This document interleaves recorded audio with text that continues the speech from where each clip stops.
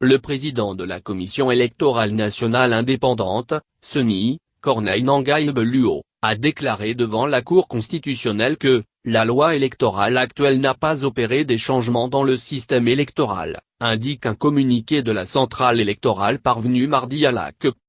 Selon le document, Corneille Nangaa, convié par la Haute Cour à apporter des éléments d'information sur les innovations introduites par cette législation, a indiqué que la mise en œuvre de la loi électorale actuelle a tout simplement apporté des ajustements conformément aux situations désastreuses enregistrées lors des élections de 2006 et 2011.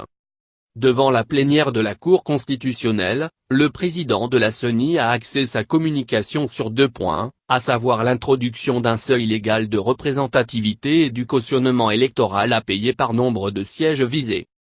Le seuil de représentativité, a-t-il expliqué, consiste en un pourcentage de voix expressément fixé par le législateur que toute liste doit atteindre au niveau national, provincial ou local, selon le cas pour être admise à l'attribution des sièges au sein de la circonscription électorale.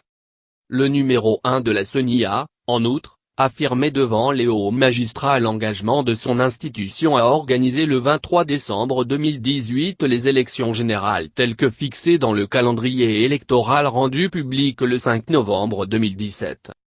Devant circonscrire le cadre de la rencontre après le mot du président de la Cour constitutionnelle, Benoît Louamba, le rapporteur de la Haute Cour, le juge Évariste Prince-Fin a indiqué qu'avant de se prononcer sur les 3 requêtes en inconstitutionnalité, Souru conste 624, 630 et 631 sur la conformité des applications de la loi électorale en vigueur, relativement au montant du cautionnement par nombre des sièges visés et au seuil légal de représentativité ainsi qu'aux conséquences de ce seuil sur les candidats indépendants. La Cour a estimé important d'échanger avec la CENI en sa qualité d'expert du gouvernement et des autres institutions en matière électorale.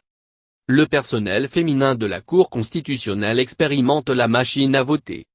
Par ailleurs, le même jour, une journée de réflexion a été organisée dans la grande salle d'audience de la Cour constitutionnelle sous le thème La femme et les élections en faveur du personnel féminin du cabinet du président et des juges à la Cour constitutionnelle, du parquet général près la Cour, du greffe de la Cour constitutionnelle et du secrétariat permanent du Conseil supérieur de la magistrature.